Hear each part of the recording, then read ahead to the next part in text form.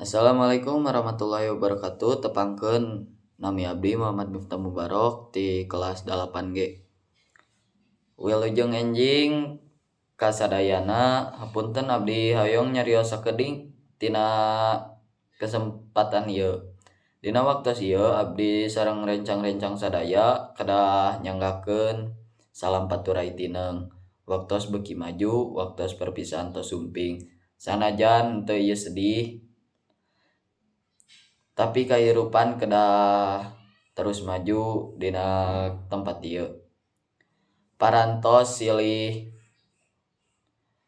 wau, silih ajar sareng silih rojong, apunten bila aya kalepatan. Doa ti abdi mugi sadayana salamet sukses sareng tiasa ngaontal cita-cita.